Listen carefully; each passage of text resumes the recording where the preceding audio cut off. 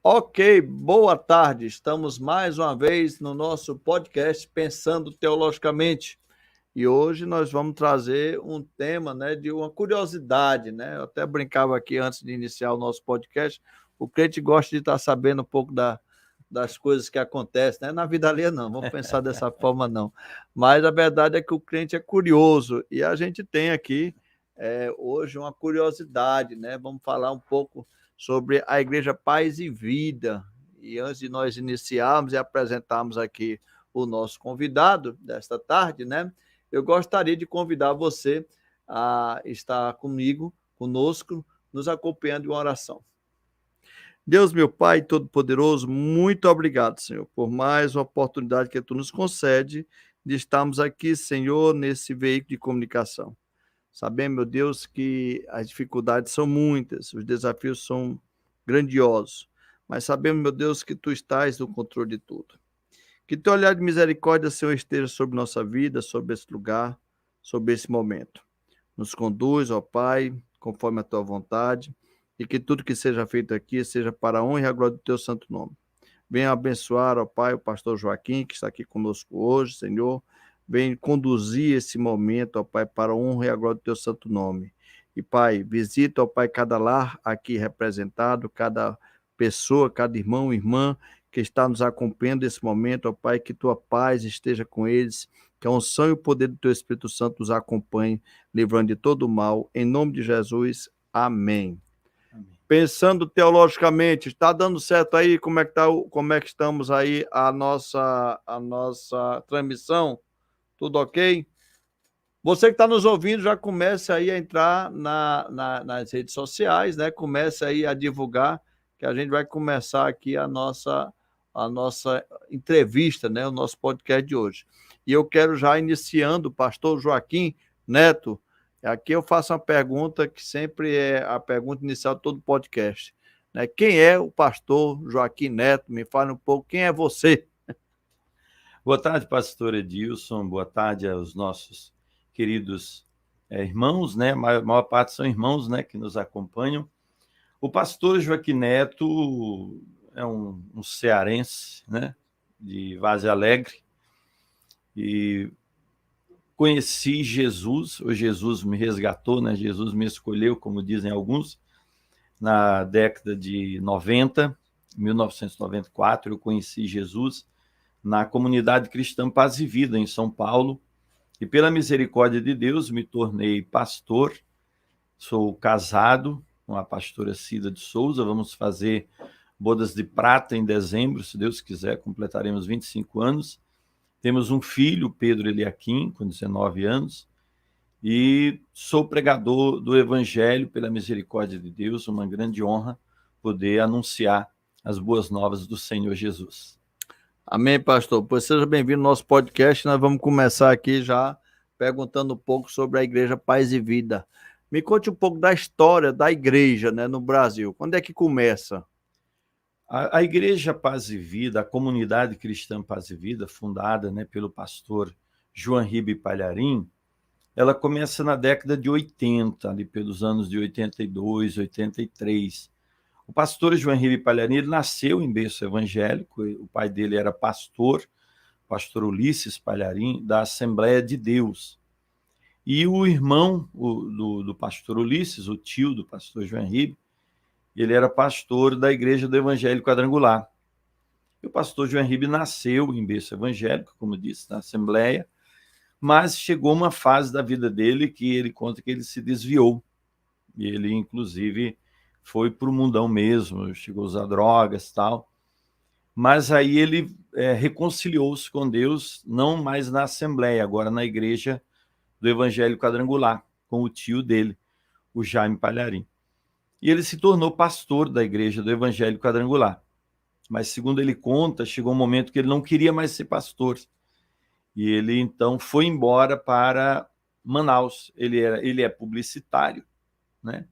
E ele tinha um cliente muito bom em Manaus, segundo ele conta. E aí ele foi embora para Manaus para também fugir da responsabilidade do ministério, né? Porque não é fácil. E ele, chegando em Manaus, ele não foi para a igreja, mas um dia ele fala que sonhava pregando, sonhava, expulsando demônios, mas ele não ia para a igreja.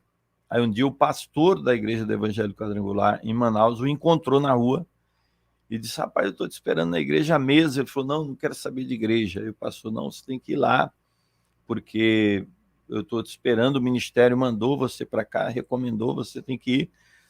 Aí ele falou: não quero mais ser pastor. O pastor falou: vem, porque eu vou te dar uma reunião para você fazer. Aí ele falou que não queria, mas ele foi para a igreja e o pastor falou: eu vou te dar uma reunião. Ele falou: então me dá a reunião que tem menos povo, que eu quero o mínimo de responsabilidade possível. E o pastor deu a reunião de quarta-feira à tarde para ele, que tinha ali umas 13, 14 pessoas. E ele, na primeira reunião que ele fez, Jesus curou um paralítico. E na outra semana a igreja estava lotada. E ele viu que precisava pregar o evangelho. E lá a igreja, ela começou em São Paulo, mas a ideia da igreja nasceu em Manaus. Deus colocou no coração dele o nome da igreja, o símbolo da igreja, que é uma galinha com 7 pintinhos. Muita gente acha que é uma pombinha, mas na verdade é uma galinha com 7 pintinhos, baseados ali em Mateus 23, 37, que diz, Jesus fala: Jerusalém, Jerusalém, que matas os profetas, apedreja os que te foram enviados, quantas vezes quis eu ajuntar os teus filhos, como a galinha ajunta os seus pintinhos embaixo das suas asas. Então, é baseado nesse texto, ele mesmo criou, como ele é publicitário, ele era desenhista na época, hoje é designer gráfico, né? Ele mesmo criou a arte do símbolo da igreja, e aí, segundo ele, colocou embaixo do braço e foi para São Paulo, e começou a igreja.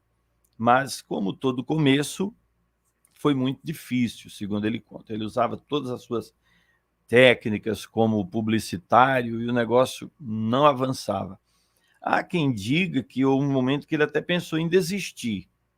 Eu nunca ouvi da boca dele isso, né? Mas há quem diga que ele pensou em desistir e o pai dele não deixou, falou: não desista, vai em frente. E na década de 90 já, isso 10 anos, 10, 12 anos depois que ele tinha começado a igreja, ele começou a fazer um programa de rádio.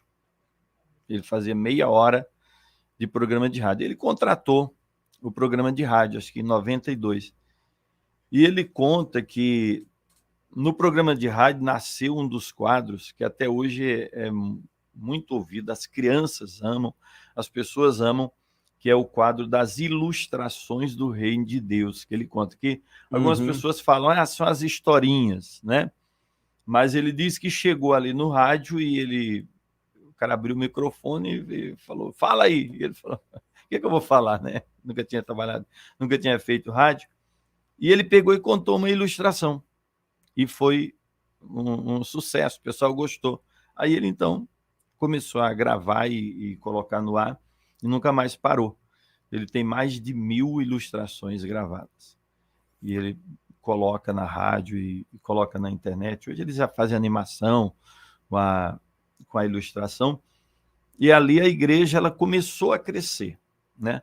Ela era numa loja, num salão no centro de São Paulo, na Avenida Rio Branco, 511, e um salão ali de uns 300 metros quadrados.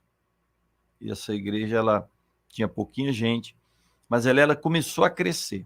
Ele começou a fazer programa de rádio, e na década de 90, ela expandiu no estado de São Paulo, mudou a sede, abriu grandes templos.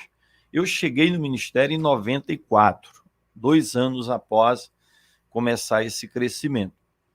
E, como eu digo, na Paz e Vida, na época, as coisas aconteciam muito rápido, porque eu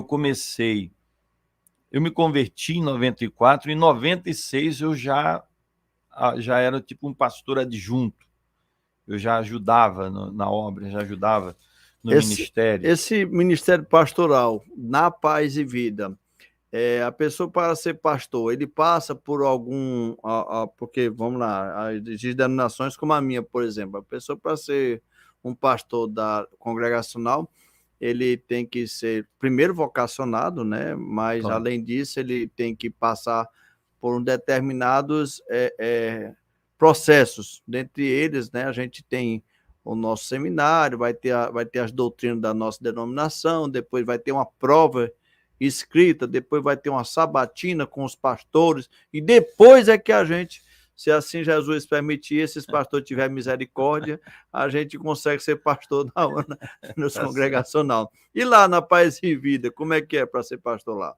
Na Paz e Vida, a gente tem o treinamento, né? É feito o treinamento. Eu fiz o curso, um treinamento a princípio, para ser evangelista, né? Porque é como o senhor falou, a primeira coisa é vocacional.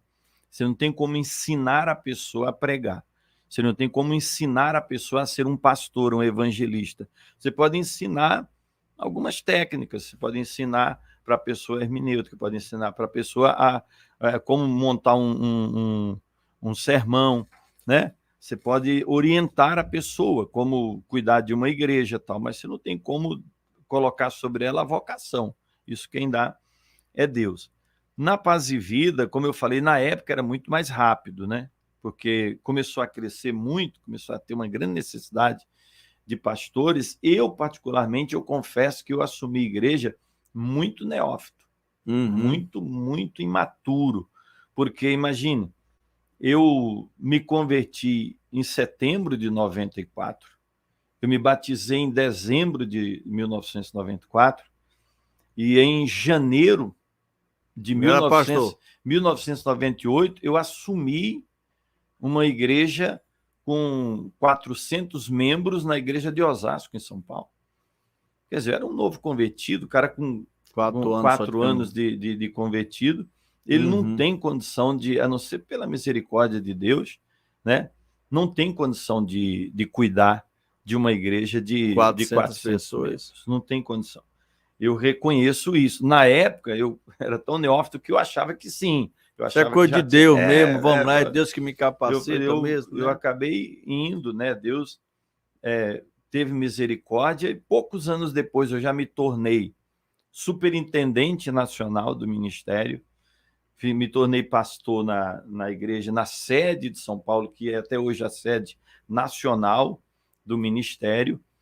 Inclusive foi nessa época, em 2001, 2002, que a gente trouxe a denominação, a igreja para o Ceará, porque deve ter sido no ano de 2000, 2001, foi para o Rio. O Rio de Janeiro foi o primeiro estado fora de São Paulo que a igreja foi implantada. E tinha uma rádio, tem até hoje uma rádio lá, que é a Rádio Melodia, e essa rádio ela tinha um projeto político, e ela então começou a pegar repetidoras em várias capitais do Brasil. Ela tinha um projeto para eleger um presidente, né? E ela começou a implantar a rádio e implantou aqui em Fortaleza. Algumas pessoas devem lembrar da Rádio Melodia, que tinha as pregações do pastor João Ribe, ali no início da década de 2000. Aí eu teve um alcance maior. Pois é, aí a gente trouxe a igreja para cá. Depois, foi no ano 2002. E na época eu era pastor em São Paulo. Eu era superintendente nacional da igreja. Na época, 2002, você tem menos 8 anos de convertido, eu me tornei superintendente nacional do ministério, porque era uma demanda muito grande e poucas pessoas para trabalhar. O pastor João Ribe, na época, porque assim, o pastor João Ribe, ele fundou a igreja junto com o irmão dele mais novo. Eles são 4 irmãos.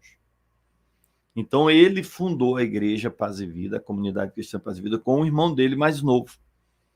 E, posteriormente, ali pelos anos de 95, 96, os outros 2 irmãos dele, que eram, acho que da Assembleia, vieram para Paz e Vida também, por causa do crescimento. O pai estava junto, já jubilado na Assembleia de Deus, mas ajudava ele na Paz e Vida. E acabou convidando os outros 2 filhos e vieram.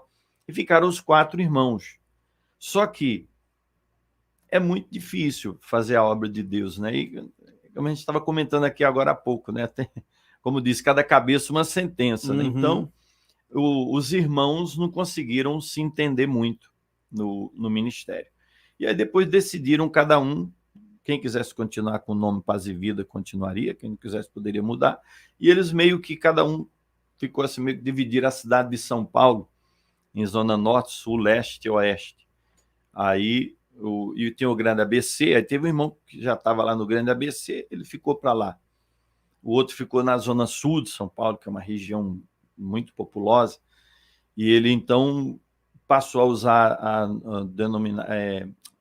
a nomenclatura, né? Passou a usar o nome Comunidade Cristã Paz e Vida Ministério Zona Sul.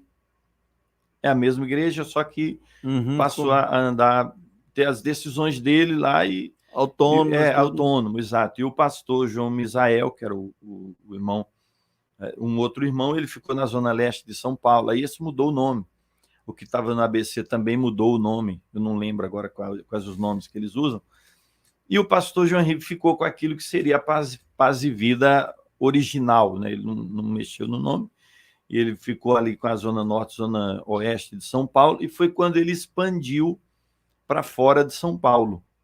E quando ele começou a ir para o Rio, ele ficava muito no Rio, e ele então me colocou, na época, como superintendente nacional em São Paulo. E aí foi quando a gente abriu, né, aqui no Ceará, no Piauí, abrimos na Paraíba, no Pernambuco, a gente entrou no Nordeste, né? Fomos para o Rio Grande do Sul, para o Paraná, Minas veio bem depois. Você me falou aí que você passou por uma escola escola de líderes, né? Vamos assim falar, né? Exato. A Paz e Vida hoje, ela tem um pensamento teológico, uma vertente teológica que possa ser identificada, ou ela é aberta? Qual a linha de pensamento teológico da Paz e Vida? Inclusive, essa minha pergunta corresponde também à do nosso pastor Israelito, que está aqui nos acompanhando. Forte abraço, pastor Israelito Almeida, um dos nossos ouvintes aí assíduos. Deus te abençoe, né?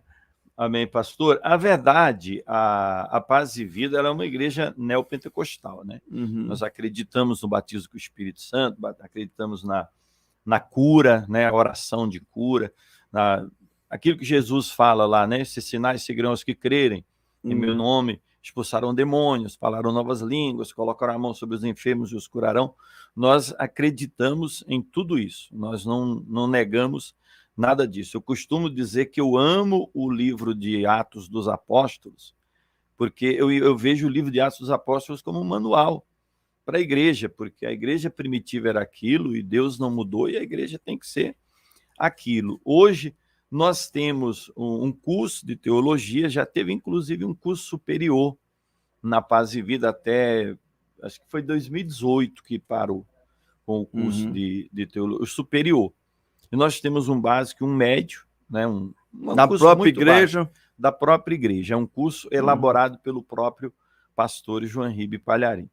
E aí a gente oferece esse curso, né? Então, eu estava até pensando, né? Pessoal do curso que fizer o básico e o médio. Nós vamos fazer parceria, com certeza. Quiser passar para o superior, vir para... já vem para a FMB aqui, que está né? bem atendido. Pois é, com certeza. Mas a Paz e Vida hoje é isso, ela crê, né, nos sinais, ela crê muito na pregação do Evangelho, né? Um dos pontos fortes da Paz e Vida, quem conhece, né, sabe que é a pregação do Evangelho. O pastor João Ribe, a pregação dele é aquela pregação, ao mesmo tempo que é muito profunda teologicamente, ele usa uma linguagem muito simples, e até a pessoa que não tem nenhum conhecimento teológico, até que muitas vezes não tem nem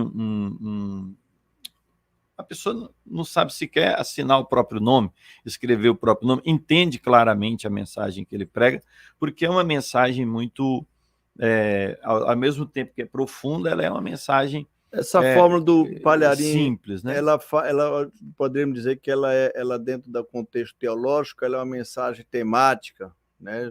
Pode até ser que um amigo israelita aqui possa me ajudar, mas eu entendo que ela passa muito em cima de uma mensagem temática. É norma da visão da Paz e Vida ter dentro da sua linha de pregação, uma pregação mais temática, ou você fica aberto também, pode ousar em fazer uma pregação expositiva, ou você já leva uma linha idêntica ao líder de vocês?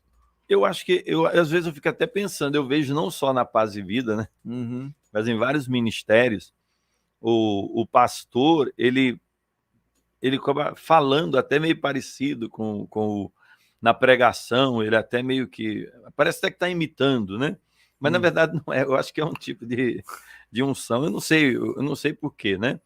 Mas não existe nenhum tipo de determinação, não há pregação, tem que ser essa, tem que ser dessa forma. É claro que, como todo ministério, tem algumas coisas que ele fala, olha, isso eu não quero que faça, que o ministério determina, né? Algumas coisas o ministério fala. Por exemplo, uma coisa que é marca da Paz e Vida, muita gente vai concordar, outros não vão concordar, é que a Paz e Vida ela não faz comércio dentro da igreja. Nós não temos, por exemplo, lanchonete dentro da igreja, nós não temos livraria dentro da igreja. O pastor João Ribe, isso ele não aceita, baseado ali em Mateus 21:12, né, que fala que Jesus expulsou do templo os que vendiam e os que compravam na igreja. Então, ele, por causa disso, ele não aceita comércio dentro da igreja. Ele fala, não se vende nada na Paz e Vida. Ele não gosta nem, eu também não gosto. Tem alguns pastores que fazem, ele não proíbe, mas ele não gosta. Por exemplo, fazer festa com comida. Às vezes eu vejo outros pastores em outros estados que ele dá essa liberdade. Né? Isso daí, né? Mas Pastor tira as cadeiras da igreja, faz por exemplo, um culto de casais. Isso, faz o culto de casais, o cara tira ali faz ali a pregação, ali umas mesas, isso. E serve ali alguns pastores fazem. Eu não gosto muito disso. Eu acho que a igreja fica meio com cara de restaurante. Eu não gosto, eu não faço, né? E o ministério não proíbe, mas o pastor João Ribe também não gosta muito de comes e bebes na igreja. Tipo assim, uma festa de aniversário, aí tudo bem, um bolinho ali, né, um salgado. Come peco lá e vamos embora. Até mesmo sentado na cadeira ali, do jeito que está, onde assiste o culto, tranquilo. Mas fazer, tipo, preparar a igreja, decorar, como se fosse um salão de festas, ele não gosta muito, não. Além de você falou que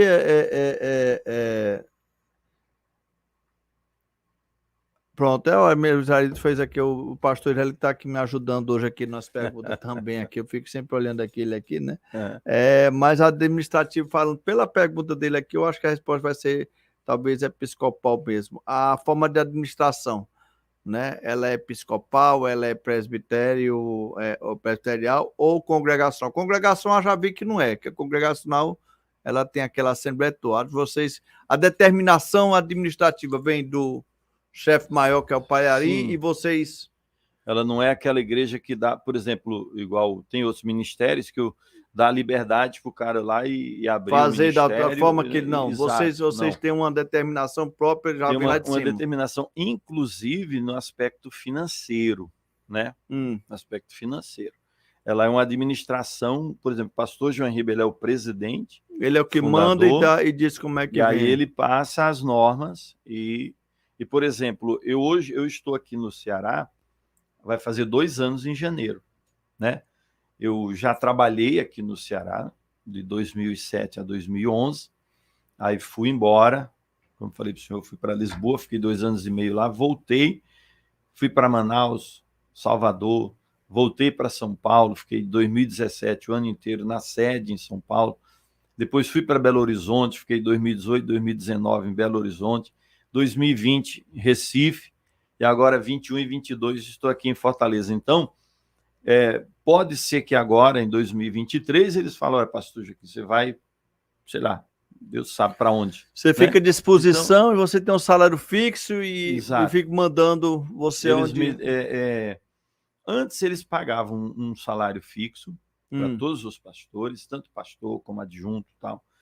E aí depois, com a questão da pandemia, eles passaram a pagar uma proporção, né? uma percentual em cima da receita da... Exato. E aí, no meu caso, há um tempo atrás, eles voltaram com um fixo, mas não aquele que era antes, né? Porque eu tenho muitos anos de ministério, né? E eu tinha já, porque vai sempre melhorando, né? À medida que as coisas vão acontecendo.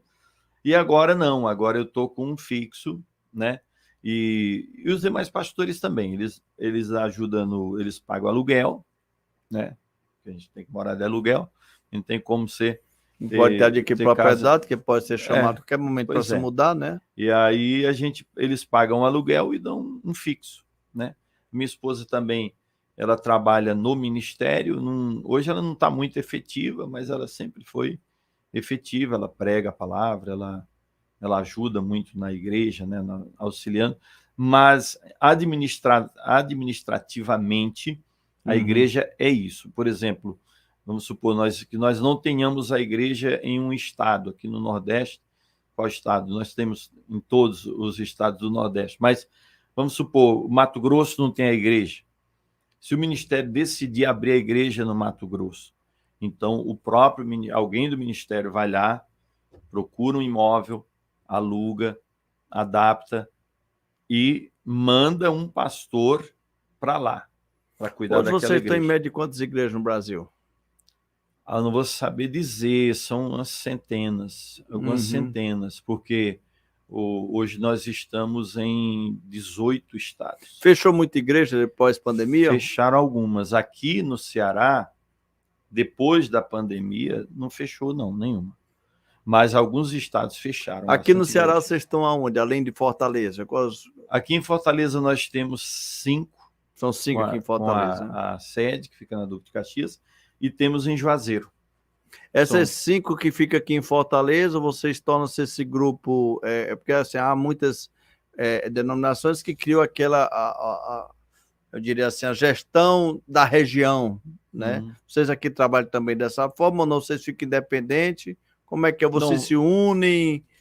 Não. Aqui, por exemplo, eu sou o líder espiritual do Estado. Dos outros do Estado. Pronto, do é como Estado. fosse Então, os demais pastores, eles respondem para mim. Se, por exemplo, temos a igreja no Conjunto Ceará, surgiu um problema na igreja do Conjunto Ceará, se o pastor não conseguir resolver, ou surgiu algum problema com o pastor, envolvendo o pastor, eu tenho autonomia para tirá-lo de lá e colocar um outro pastor, substituir o pastor. Ele não é independente, ele não é como diz o administrador da igreja, no sentido de qualquer hora ele dizer, não quero mais pertencer à comunidade cristã Paz e Vida, eu vou me desligar e continuar com a igreja. O pastor não tem essa autonomia, porque o imóvel é alugado no nome da comunidade cristã Paz e Vida, as contas de água, de luz, tudo é no nome da comunidade cristã Paz e Vida. A comunidade cristã Paz e Vida, ela tem algum trabalho social relevante que pode ser, eu digo assim, como um modelo a ser visto, essa parte social? Digo isso porque eu vi alguma coisa relacionada a um trabalho de vocês na África. Eu não sei se procedeu, se deu certo. O pastor, foi um evento, podemos dizer, quase que isolado, infelizmente, né? Nós não temos esse trabalho de enviar missionários, mas na época o pastor João Ribeiro fez uma campanha pedindo ajuda, porque ele tem o livro Jesus, né? Era até para eu ter trazido aqui, mas eu acabei não trazendo. Mas ele tem um livro, Jesus, que esse livro, ele até conta um pouco da história da Paz e Vida também. Hoje ele usa o nome, aliás, estou fazendo confusão. O Quando Não Dá Mais, o livro Quando Não Dá Mais é que conta um pouco da história da igreja, porque ele lançou esse livro há muito tempo atrás com o nome O Céu Pode Ajudar. E ele conta o princípio, tal, um grande testemunho da mãe dele, que foi curada e tal. Mas o livro Jesus é um livro que ele extraiu de uma outra obra dele, que é o Evangelho Reunido, que acho que é inédita no mundo. Ele pegou os 4 evangelhos e ele entrelaçou, né, com as datas cronológicas, tal, tudo. Ele fez essa pesquisa durante anos, acho que mais de uma década. Ele escreveu esse livro chamado O Evangelho Reunido, onde ele entrelaça os 4 evangelhos, e aí ele extraiu desse livro o livro Jesus, que é Jesus, a Vida Completa.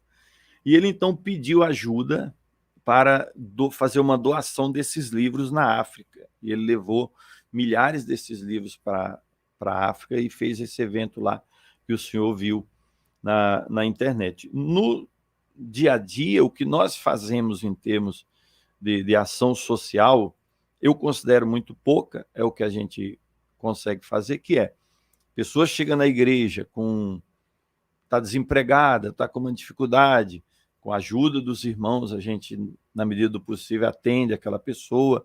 Uma vez por semana, na maioria das nossas igrejas, tem um grupo de voluntários que prepara um sopão, alguma coisa, vai na rua servir para aquelas pessoas em condição de rua, mas o trabalho social que é feito é esse. A Bem igreja, pequeno, né? Se comparado aí a com... igreja ela é mais voltada realmente à pregação do evangelho, a pregação da palavra. Amém. O apóstolo Jonas aqui está mandando um abraço aqui, né? O Jonas Cavalcante, que é uma pessoa que sempre está conosco aí, nosso grande amigo lá da AME, né? Pastor, me diga uma coisa, você está ali localizado na Duque de Caxias, e aí a gente vai começar aqui a curiosidade do Edilson, né?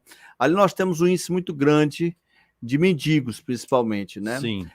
Como é essa relação da igreja com essa comunidade? Essa comunidade, ela chega a congregar, ela chega aí, porque você está num lugar estratégico, ali a Duque de Caxias acolá, acho que de noite acolá até um pouco meio complicado, né? Porque fica deserto, né? O centro de Fortaleza fica deserto lá. Exato. Como é essa experiência com esse morador de rua?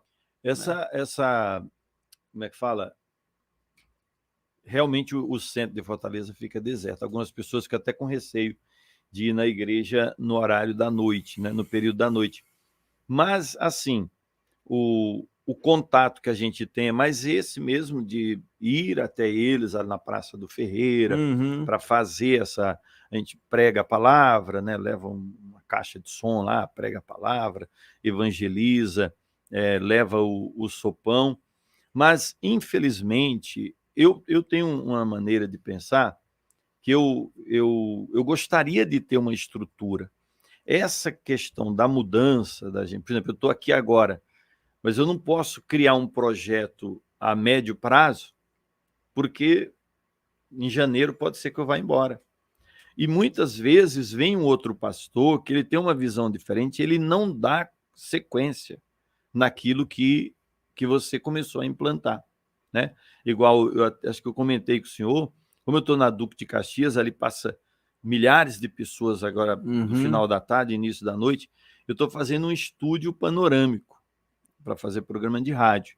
A pessoa vai passar de ônibus, de carro, a pé, de moto, ela vai me ver ali fazendo o programa. Eu vou colocar um vidro, uma vitrine mesmo, a pessoa vai passar, vai me ver. Mas tem gente que fala, pastor, você está investindo aí, aí vem um outro pastor que não tem essa visão e quebra tudo. Você não acha que então, essa forma de trabalho, então, da Paz e Vida, que me permite aqui uma crítica, mas a gente está aqui para bater o papo mesmo, né? Você não acha que isso atrapalha, então? Porque, na realidade, você acaba não criando uma história, você acaba não deixando um legado, porque você simplesmente é aquele andarino, né? Exatamente. Ou não, isso daí vai contribuir para que a coisa ande. Não, eu acho que, de certa forma, atrapalha. Eu acho que atrapalha. Por exemplo, teve um pastor que passou aqui antes de mim, não o pastor Danilo, que o pastor Jonas até o conhece também, e ele já tinha mais esse trabalho voltado para ir buscar os mendigos e trazer para a igreja. Inclusive, ele preparou um local lá para dar banho. Eu acredito que acolá, eu acho que a pegada era essa, sabe? Você está no centro, cheio de pessoas precisando ali. Mas como você vê, a questão de visão, eu particularmente acho que na igreja não é lugar de dar banho não é muito legal fazer isso, né? Quando eu fui pastor em São Paulo, eu até criei uma associação, e aí depois houve uma confusão, falaram do pastor Jean Ribe que eu estava abrindo ministério, e não era, é porque a nossa sede em São Paulo, ela fica a 200 metros da rodoviária do Tietê. E eu recebia muita gente lá pedindo, poxa, eu preciso de uma passagem para o Ceará, preciso de uma passagem para Pernambuco, porque o pessoal ia na rodoviária, na assistência social pedir, eles falavam, tem uma igreja aqui, vai lá pedir, porque há um contrassenso, porque tem gente que reclama que a igreja pede dinheiro, e outros acham que a igreja dá dinheiro, né? Então o cara fala, vai na igreja. Né? Vai lá na igreja que eles vão dar a cesta básica para você. Vai lá na igreja que eles vão te dar a passagem. Aí a pessoa vinha, né, pedia, e eu não tinha como dar a passagem para todas as pessoas, mas tinha uma coisa que me partiu o coração. eu terminava o culto ali 9 horas da noite, 9h30, aí chegava às vezes um casal com 2, 3 crianças. Você via que aquelas crianças estavam há 2, 3 dias sem tomar um banho decente, sem uma refeição decente. E eu falava, meu Deus, eu não tenho condição de dar uma passagem para essas pessoas, mas eu gostaria de ter um local onde eu pudesse levar essa pessoa, oferecer a ela um banho quente, Uma oferecer a ela refeição, uma sopa ali, alguma uma coisa. sopa, uma cama limpa para a pessoa dormir. Quer dizer, a pessoa ia renovar suas forças, no outro dia ela poderia ir batalhar, procurar, tentar conseguir a sua passagem, porque o cara, depois que está ali já 2, 3 dias sem tomar um banho, você tem condição de dar o mínimo de conforto, de cuidado para os seus filhos, o cara começa a perder força para lutar. Então, eu tinha essa expectativa, e eu criei essa associação, era até uma associação, o Céu Pode Ajudar, o nome, e a minha ideia era essa, alugar uma casa, um pouco afastada da igreja. Quando a pessoa viesse pedindo um tipo de ajuda material, aí eu encaminharia a pessoa para aquele local, porque eu tenho uma visão de que a igreja não é o local para você atender a pessoa nesse sentido. A igreja é um local para você atender a pessoa no aspecto espiritual. Você ouvi-la, você aconselhar, você orientar, você orar por ela, você pregar a palavra de Deus para ela. Porque se eu começar, tipo, dar banho nas pessoas na igreja, dar refeição para a pessoa na igreja, ela vai começar a vir na igreja só por causa disso. É como Entendi. o próprio Jesus falou, né? Vocês me buscam não pelo que eu sou, pelo que eu tenho pregado, mas por causa do pão que eu multipliquei, né? E ele fala, buscai o pão que não perece, não o pão que perece. Então, se eu começar a oferecer esse pão, oferecer isso para a pessoa na igreja, alguém pode dizer, isso é uma desculpa de quem não quer fazer, né? Eu aceito a crítica, aceito, respeito a opinião da pessoa, mas é a minha visão. Eu não acho que a igreja é para isso. Lá na sua igreja nós temos, então, até o pastor Israel faz essa pergunta aqui, né? Os líderes eclesiásticos da paz e vida são pastores, presbíteros e diáconos, é isso, né? Exato. Tem essa sequência, não tem? Pastor, tem evangelista também, Evangelista, presbítero e diácono, né? Pastor, evangelista, presbítero, diácono. E para ser ordenado a pastor, ele vai passar por essa escola de líderes, né? Normalmente Quanto tempo dura essa escola? cooperador, diácono, presbítero, evangelista, depende muito. Se a pessoa tem aquela expectativa de se tornar um pastor, pregador, assumir o púlpito, assumir a igreja, então normalmente é evangelista e pastor.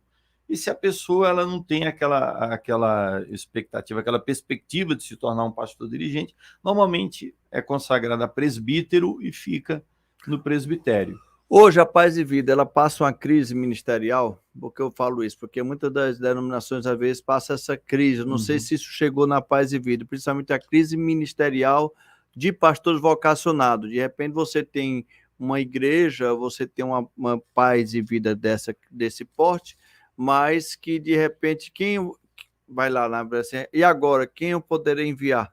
Exatamente. A quem enviarei? Né? Hoje tem isso, ou a Paz e Vida tem um banco de reserva de pastores aí doido já, só no ponto de abrir novas? Ela poderia ter, mas assim, a Paz e Vida, ela chegou um momento que ela não coloca, porque assim, o pastor ele tem ajuda de custo, como falamos há pouco, né? E antigamente eles davam ajuda de custo até para vamos supor, o reserva, né? Entendi. E, inclusive, eu e minha esposa, nós, durante uma época, nós fomos vistos como os maiores formadores de pastores da Paz e Vida. Então, a gente pegava aquele grupo lá de 8, 10 jovens, e aí a gente ensinava todo o trabalho. Aí o cara vai ficar ali um tempo sentado, ouvindo, anotando, tal, fazendo as suas observações. Aí depois ele começava a ser treinado, né? Ele fazia, colocava-se ele para fazer o trabalho, naquela reunião que tinha menos gente, botava para pregar, tal, fazer uma oração, e a minha esposa ia orientando, melhorar aqui, melhorar aqui, tal. Então a gente fazia esse treinamento que durava, em média, 6 meses. 6 meses. Quando o cara já era vocacionado, já tinha uma experiência, uma vivência até como servo de Deus, né? Então a gente fazia esse trabalho, esse treinamento. Aí o cara começava, geralmente como pastor adjunto, né? Ele era um pastor auxiliar, quer dizer, quem fazia os cultos principais é o pastor da igreja. Ele ficava ali como o step, como diz, né? Precisou, ele estava ali ou como ministro de louvor, estava ali auxiliando o pastor, né? Durante um tempo, um ano e meio. Aí ele assumiu uma igreja de menor porte, onde a responsável, não como eu, que assumi já uma igreja com 400 membros, né? Mas uma igreja pequena. O senhor fala aí da igreja de 400 membros. Eu estou aqui pensando, aqui raciocinando, a gente volta aqui para Fortaleza e para a Avenida Duque de Caxias. Ali nós temos, ali é um centro comercial. Ali é um Sim. centro comercial, cheio de loja e tudo. O fato da igreja Paz e Vida estar ali no centro comercial, como o senhor falou, que há essa mudança pastoral contínua, né? Quase assim, um ano tá, outro ano não tá, vocês criam esse rodízio de pastores, né? Não dá a entender, então, que fica difícil de você também ter o crente, o membro da igreja, já porque é como se estivesse passando ali para a igreja para consumir algo da loja. Não sei se você está me entendendo aqui o meu raciocínio. Assim, não, hoje eu vou consumir um pouco de Jesus, eu vou lá na loja Paz e Vida, no centro da cidade, né? E lá eu ouço uma pregação legal, dou ali uma oferta e Foi fui. embora. Não é isso hoje a característica de muitas igrejas que ficam ao centro da cidade, ou estaria enganado? Essa característica de ser uma igreja passa, que não tem um membro assíduo, mas que tem o membro, que tem os passantes, né? Que vão ali e voltam, mas que não estão lá direto. Você vê isso na sua igreja ou não? É a impressão errada aqui do Edilson aqui. Não, a Paz e Vida, eu acredito que hoje ela sofre muito mais isso, porque a Paz e Vida, ela habituou-se, né? Não diria o pastor João Ribe, não, porque ele é diferenciado, como diz, né? Uhum. Mas a Paz e Vida, ela habituou-se a fazer um trabalho muito em cima de campanhas e em cima do rádio. Nós sempre tivemos uma excelente audiência na rádio por causa do pastor João Ribe, as pessoas amam ouvir a pregação dele, as ilustrações, como eu falava. Então, a gente vai começar a campanha tal, uma campanha de oração, né? Aí tem aqueles irmãos da Assembleia de Deus que estavam ouvindo, bom, vou lá fazer essa campanha de 7 orações, o irmão da quadrangular, o irmão da outra igreja, aí vinha, você teria naquele período daquelas 7 semanas de oração, você teria aquele número de pessoas Depois que vinham, acabou a campanha, aquelas pessoas voltavam para as suas igrejas, e aí há o hábito de estar sempre fazendo campanhas, né? Agora, como nós não temos a rádio, a gente continua com as campanhas, mas não temos a rádio. Então é tudo à base tem a TV, mas é muito à base realmente das redes sociais, Instagram, né, Facebook, convidando as pessoas. Então, não só pelo momento que vivemos hoje, que as pessoas estão cada dia mais materialistas, as pessoas elas são imediatistas também, né, querem que a coisa a pessoa hoje não quer mais esperar, né? A pessoa não quer, por exemplo, sentar no banco da igreja. Bom, eu preciso dessa bênção, preciso de Deus resolver esse problema. Se ele resolver essa semana, amém. Se não for, se for daqui um mês, tá bom. Se for daqui 6 meses, está ótimo. Mas eu vou servir a Deus independente dele resolver o problema ou não, dele me abençoar ou não. Hoje as pessoas não têm muito mais esse pensamento de servir a Deus incondicionalmente. Não dependo dessa ou daquela bênção, da solução desse ou daquele problema para servir a Deus. Hoje as pessoas elas querem que a coisa seja imediata, buscou a Deus e Deus já resolve, Deus já abençoa. Então, não só por causa disso, como pelo que eu falei, a questão do programa de televisão e de rádio, a igreja tem tido uma dificuldade. Eu admito que a igreja tem tido uma dificuldade, não só no estado do Ceará, como quase que em geral. Porque o pastor João Ribe, ele meio que... Porque o povo também, hoje em dia, as pessoas não ouvem muito mais rádio, como antigamente. Ainda se ouve rádio, mas não é mais como antigamente. Hoje as pessoas estão muito no YouTube, né? A TV também, hoje, pouca gente assiste TV. Porque quando você vai no YouTube, você Já escolhe escolhe o tudo que que vê você lá, né? quer, né? E Uhum. se o negócio estiver meio, não tiver muito do seu agrado, você muda, vai para outro, né? Então, hoje é um cardápio. O YouTube acabou, né, de certa forma, não é à toa que até a própria TV está Sofre tendo hoje. que mudar, né? Muitas coisas porque está sofrendo com isso. Mas eu acho que a igreja tem sofrido com isso, e que o Paz e Vida não é diferente, não. Tem pessoas, até tem um pastor que trabalha comigo lá, que ele fala, ele trabalhava no Piauí, como ele é cearense, ele veio para cá. Ele estava falando, pastor, é incrível, a igreja tem muito povo, a Paz e Vida tem muito povo aqui. Mas ele falou, eu acho incrível, porque a pessoa ela vem um domingo, aí no outro domingo você já não vê a pessoa na igreja. Eu Aí acho que daqui 2, 3 domingos a pessoa eu acho volta. que essa identidade desse movimento, eu estou falando isso com uma pessoa que vê a Paz e Vida do lado de fora, Sim. né?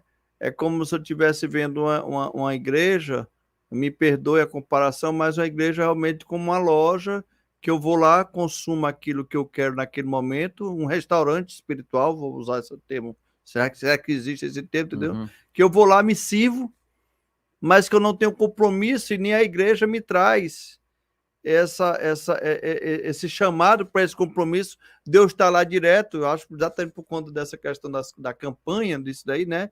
E como você Exato, acabou de falar, as pessoas vão, consomem a campanha e depois exato. voltam para o seu. E aí você não Infelizmente cria. foi criada É, essa liturgia, né, na uhum. Paz e Vida, essa prática, esse hábito que a gente tenta mudar, mas é aquele negócio, uma coisa que você já está E habituado há como é que anos. tá? Me perdoe até a opção, mas eu vejo assim, também a impressão pode ser impressão minha. Nós temos aqui no Ceará, principalmente, a gente tem aqui o exemplo, por exemplo, a AME, né, que é onde o nosso apóstolo está aqui. Nós temos a Ormessa, inclusive eu convidei o presidente da Ormessa, que está afastado nesse momento por questões pessoais, mas ele vai estar conosco aqui, o pastor Paixão, no próximo terça-feira, vou até confirmar com ele, viu, Paixão, se estiver me ouvindo aí, fica atento que você vem aqui. Mas nós temos hoje a Ormesse, nós temos a AME, nós temos várias ordens de pastores, e essas igrejas, de uma certa forma, elas se comunicam, elas Sim, estão, a liderança está interagindo, né? E uma característica que eu observo em algumas igrejas neopentecostais é esse isolamento com relação a esse entrosamento com outras denominações. Pode ser que a minha percepção esteja equivocada, mas se estiver correta, a minha pergunta é: isso parte do líder maior e diz, olha, não se envolva e a gente vai estar aqui só entre nós e nunca houve, que eu saiba, nunca houve essa orientação da parte dele, não, uhum. da gente não se envolver. Eu acho que passa muito também por essa questão do pastor não ser fixo. Porque, por Não exemplo, dá tempo nem de fazer amizade, né? Quando ele você vê, começa, vai saindo, né? hoje eu eu participei de algumas reuniões da Unigrejas, né? Da Unigreja, Porque a pois é. Unigrejas hoje é até que É nível é nacional também, né? nacional, né? Eu participei quando estava em Minas, aí quando passei por Recife, o segundo pastor lá não tinha ainda, parece que agora já tem, mas em 2020 acho que não tinha, em Uhum. Recife, e agora aqui no Ceará eu frequentei, fui em algumas reuniões da AME, já, né, com o apóstolo Jonatas, né, o pastor Danilo, que estava aqui antes de mim, já participava tanto da Unigrejas como da AME, mas eu acho que o problema maior é esse mesmo. Até essa semana eu estava comentando com alguém, que a pessoa chega a mim e fala, pastor, você conhece o pastor fulano? E eu Não. fico até com vergonha, porque eu falo não, porque eu estou aqui há pouco tempo, ou eu fico muito mais aqui envolvido aqui nas coisas internas da igreja, e eu não acabo não participando dos congressos, dos eventos, dos pastores, então eu não conheço. É até uma vergonha. Você conhece o pastor fulano do ministério e tal? Eu falo, Você não conhece, não, não. não conheço, porque eu não participo, né? Não tenho essa. Agora eu tenho ido, né? Tenho ido, Uhum. tenho conhecido alguns pastores, mas muito pouco. Eu participei de uma reunião da Ormesio ano passado, e participei acho que de uma ou duas reuniões da AME. A minha esposa gostou muito, né? Ela conheceu a esposa do senhor, e conversaram, e ela gostou muito, né, da esposa do senhor. Então, é muito bom. O que eu percebo nas poucas vezes que eu fui é que é muito bom, porque geralmente você tem uma mensagem voltada para pastores, né? E o Isso. pastor precisa ser pastoreado, Precisa o ser pastor alimentado também, precisa né? ser alimentado, precisa ser. Eu, às vezes, eu me prego para mim mesmo, depois eu peço, na hora de pedir o apelo, tá à vontade, é só o momento que eu vou descer para Eu poder vou me entregar assentar minha vida para Jesus, de eu vou me novo, porque reconciliar aqui, né? que essa pregação foi para mim, não foi para vocês, não, né? Mas é verdade. Mas isso acontece, né? Vamos aqui tentar aqui agora pegar um assunto que é um pouco, eu diria polêmico, mas a gente tem ideia. A gente está num período de polarização, onde a igreja, quer queira ou não, ela se envolve de uma forma política ou não, né? Na sua opinião, e como é hoje, que aí essa pergunta vem também direcionada ao pastor israelita que fala, como é o posicionamento? Porque hoje a gente vê igrejas, denominações que já vão dentro dos seus concílios, né? Nós tivemos aqui uma igreja presbiteriana, por exemplo, ela fez o concílio, ela se posicionou, né, dentro da sua visão política, né? A gente vê lideranças evangélicas de grande nome aqui no estado do Ceará que já vão e se posicionam, né, dentro da sua visão política. Como a Paz de Vida, hoje, nesse contexto político, está se posicionando ou está ficando neutra? Vocês chegam a falar sobre o pensamento político da Paz de Vida dentro do, não no púlpito, que geralmente eu pelo menos não, eu acho totalmente equivocado um pastor que utiliza o público para fazer propaganda política. Mas, fora do público, sempre há aquela orientação, acredito que sim, né? Da Sim. liderança. Como é que a Paz e Vida está com relação a isso? O João Henrique Pararim já se posicionou? Está neutro? Como é que está? O pastor João Ribe, ele acho que teve uma época, muito atrás, muitos anos atrás, na década de 90 ainda, ele apoiou alguns candidatos. Eu não sei se ele se decepcionou, ele ficou meio retraído, né? E agora, acho que em 2018, ele apoiou um candidato a governador em São Paulo, foi eleito. Agora nem é candidato mais, graças a Deus. Mas eu acho que ele estava meio assim esperando, porque aquele cidadão dizia que ia ser candidato a presidente, ele tinha uma certa. Mas ultimamente ele se posicionou, ele inclusive foi convidado, teve um evento em Brasília com a bancada evangélica, né? E ele foi convidado para ministrar uma santa ceia, com a presença dos ministros, da bancada evangélica, inclusive do presidente Bolsonaro, e ele postou isso no grupo dos pastores, né? Eu até falei, ô, meu pastor, estou muito feliz com o seu posicionamento, porque eu, particularmente, desde 2018, eu teve uma época que eu não queria nem ouvir falar de política. Teve uma época que eu não gostava, mas aí depois eu comecei a perceber que se a gente não falar de política, se a gente não... né, eu sei que tem pessoas nos assistindo, tem pessoas que vão nos assistir, como eu postei um negócio no meu Instagram, tipo assim, ó, a gente fala de política hoje, tem gente que fala, não é bom falar de política na igreja, mas não podemos esquecer que veio da política a ordem para fechar as igrejas, né? Aí alguém escreveu lá, isso aí é desculpinha.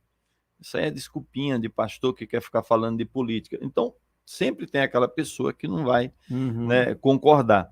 Mas hoje eu acho que a igreja tem que se posicionar e a igreja precisa, não só a liderança, os membros das igrejas precisam se posicionar, olhar aonde está o perigo, aonde está o risco, inclusive, de sermos proibidos de pregar o evangelho. Tem gente que não acredita nisso. Tem gente que acha que é uma ilusão da cabeça da gente falar que se um determinado grupo político assumir o país, nós corremos o risco de ser proibidos de pregar o evangelho. Eles poderão começar a querer taxar as igrejas, como eles reclamam muito, né? Porque a igreja não paga imposto, tal. Mas a verdade é que a igreja era mantida por ofertas, por doações de pessoas que já pagaram imposto. O cara, antes de fazer a doação do dízimo, por exemplo, para a igreja, o leão já mordeu ele lá, ele já pagou o imposto de renda. Então, quer dizer, o dinheiro que entra na igreja já é um dinheiro taxado. A oferta que o cara faz, a doação que o cara faz, já foi taxada. Então, quer dizer, não tem por que cobrar mais imposto da igreja. Se o cara que doou, e ele doou voluntariamente, doou espontaneamente, ele já foi taxado no seu salário, nos seus rendimentos, né? Então, mas existe essa briga, essa questão de políticos que querem taxar a igreja. Se os caras assumirem o país, com certeza virão para cima da igreja, eu não tenho dúvida. Então, eu tenho o meu posicionamento, eu vou votar para presidente no Jair Bolsonaro. Pronto, tu diz aí, eu estou neutro aqui, eu não posso falar nada, né? Estou aqui só entrevistando o nosso amigo. Com relação, pastor... Respeito quem quer votar em outro. Isso é normal, né? A gente tem que respeitar a vontade. E eu fiz essa pergunta baseado que o israelita aqui puxou a conversa, eu tive que bater aqui a pergunta aqui do pastor, não deixo nada aqui, que vão perguntando aqui, eu vou lendo e vou falando, né? Pastor, com relação, a gente fala, Ministério Pastoral Feminino na Paz e Vida, existe? Existem pastoras. Sim. A minha esposa é consagrada pastora na Paz e Vida. Nós respeitamos e na Paz e Vida temos, se a pessoa não concorda, é o que eu falei, se a pessoa não concorda também, respeitamos a posição dela, mas eu acho que a questão pastor é só um título. O pastor João Ribe fala, a gente o chama de pastor, ele é consagrado a pastor, mas ele fala, eu sou um evangelista. Então você fala, não, o evangelista está abaixo do pastor, mas ele diz, eu sou um evangelista. E porque eu tenho o entendimento que o evangelista é aquele que leva o evangelho e traz as pessoas para Cristo através do evangelho. O pastor, para mim, é mais aquela pessoa que cuida da pessoa depois que ela entregou a vida para Jesus. Porque tem gente que ela tem uma facilidade enorme de trazer o não convertido para Jesus, mas ela não consegue cuidar. E tem outro que já tem uma facilidade para cuidar. Né? Então, eu acho que, assim, como a própria Bíblia diz, existe o pastor, existe o doutor, existe o evangelista, e eu acho que a questão do sexo não influi. Eu acho que tem mulher que tem uma facilidade para pregar o evangelho, trazer a pessoa para Jesus, ela é uma evangelista. Ela é uma pessoa que propaga o evangelho, que leva o evangelho. Ao mesmo tempo, se a mulher ela recebeu a unção para cuidar das pessoas, cuidar emocionalmente, cuidar espiritualmente, ela é uma pastora, ainda que eu não queira dar para ela o título de pastora, mas ela é uma pastora, ela está pastoreando, ela está cuidando. Então, eu acho que isso aí é uma discussão, com todo respeito, eu acho que é uma discussão que não nos leva a lugar algum. E como é que a Paz e Vida vê? A gente vê muito o pregador mirim, aquela criança de 5, 6 anos que ali dá a mensagem e tudo, né? Esse ministério de pregador... Na Paz e Vida não temos nenhum. Não apareceu nenhum lá, não. Mas né? Eu lembro que já teve de outros ministérios, há uns anos atrás, teve com o pastor João Ribe, na sede nacional em São Paulo, já foram pregadores mirins. Eu particularmente, eu acho que meio que expõe muito a criança. A criança não tem muita... Eu respeito, mas eu, por exemplo, o meu filho, eu nunca forcei muito para ele exercer ministério, porque eu sempre digo que o ministério dele é acompanhar a gente, né? Porque como eu mudo tudo muito... no seu tempo, né, pastor? Porque você pega uma criança de 7, 8 anos ali, 10 anos, e bota aquela criança para... E será que ela está sabendo o que está falando? Né? Ou se ela só está repetindo aquilo que ela viu o pai ou algumas pregações? Você vê, né, que a criança ela está repetindo exatamente o que ela viu alguém falar. Isso. Você sabe que ela não tem noção daquilo que ela está falando. Eu já vi alguns vídeos, alguns trechos de pregação de criança, que eu falo, mas essa criança ela não sabe, ela não entende, ela não tem o entendimento do que ela está falando. Ela está falando isso aí porque ela viu alguém falar e ela está repetindo. Não digo que Deus não usa, não digo que o Espírito Santo não esteja na vida daquela criança, que Deus não possa usar, Mas, às vezes, está muito claro que a criança está repetindo o que viu alguém falar. Não... Então, na Paz e Vida não tem, mas se aparecer também um pregador mirim, a gente não vai fechar as portas, não, né? não Vai vai botar ele enterrar lá o para ministério manda o recado aí Não, que a gente abraça aqui, viu, lógico. que é de Deus. É lógico. A Bíblia fala para julgar, né? Vamos julgar, ver se é de Deus, se não é, né? Pronto, se for de Deus, amém. Se não for... Pois é. Pastor Joaquim, o tempo passa rápido, nós já estamos com mais é. de 1 hora aqui de podcast, né? Queremos aqui agradecer a sua presença e quero agora dar a oportunidade para você fazer suas considerações finais, né? Quero dizer assim que uma conversa bem tranquila, muito aprendizado. Pastor Joaquim, ele traz assim uma experiência pastoral e a gente vai aprendendo muito. Eu tinha muita curiosidade das coisas da Paz e Vida, como eu falei, porque eu vejo que é uma igreja que é de renome, né, nacional, e aqui no Ceará, aliás, não só no Ceará, mas no Brasil, chegou um momento de uma explosão, né, da Paz e Vida, foi como você falou, foi uma coisa, e de repente parece que deu uma estagnada, pouco se ouve, e o que se ouve ali mais ali da TV, eu acho que por conta também dessa diminuição das rádios, né, então eu tive curiosidade e disse, rapaz, vamos trazer um pastor lá da Paz e Vida para começar aqui a contar aqui como é que é essa história, para eu poder tirar as minhas curiosidades também, né? Pastor Joaquim, suas considerações finais. Pastor, eu que agradeço pelo convite, agradeço o pessoal que acompanhou a gente e dizer que foi um prazer estar aqui, né? Quando houver o convite, estaremos de volta. Eu só queria saber se eu posso falar de um evento que nós vamos ter agora. Fica à vontade. Dia 24 e 25. Não sei se o senhor já ouviu falar do pastor Antônio Marcos. Ele é lá de Londrina, no Paraná. Ele nasceu prematuro e com 1 semana de vida ele faleceu. E a avó dele orou e ele ressuscitou. Mas ele conta que até os 14, 15 anos ele não andava, não falava, não enxergava, não ouvia nada. Ele é de Londrina? Isso. E a avó dele orando, ele então se levantou.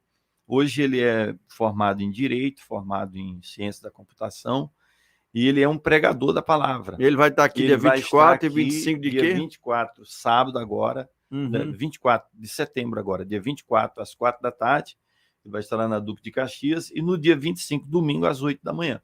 Ele vai estar conosco aqui. À noite não está tendo culto à noite? Tá. A igreja fica aberta o dia todo, pastor? Porque ali é um local fica. Passagem, sempre tem uma pessoa ali para orar. Tipo, terça, quarta, quinta, sexta, sempre tem algum domingo, pastor, alguma pessoa lá de orientação. Alguém ali para atender.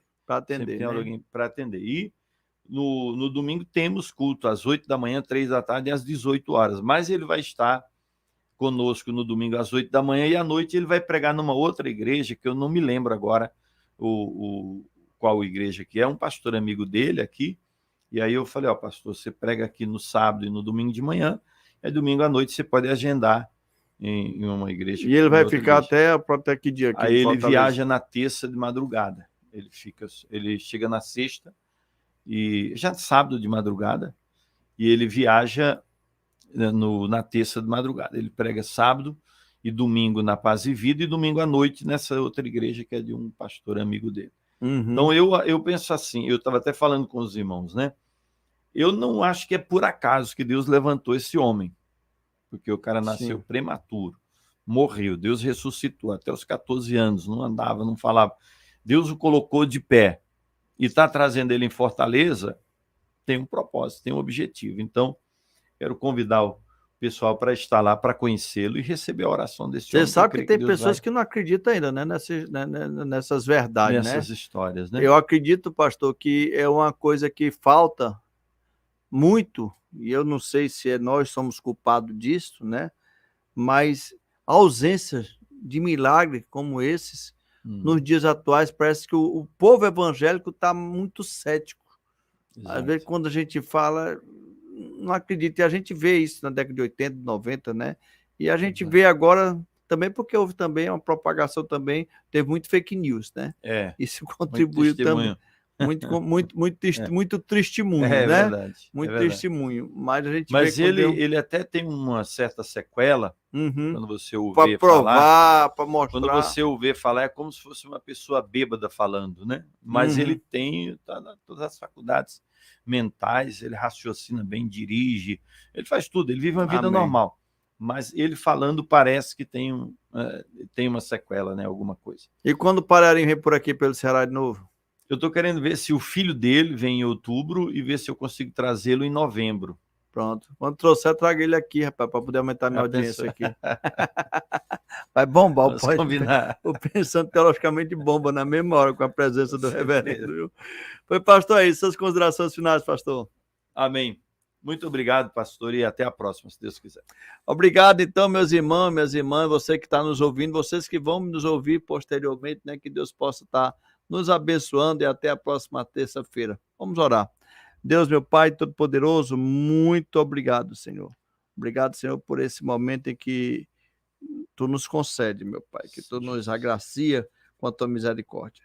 Dá-nos, ó Pai, cada vez mais o nosso fortalecimento de nossa fé.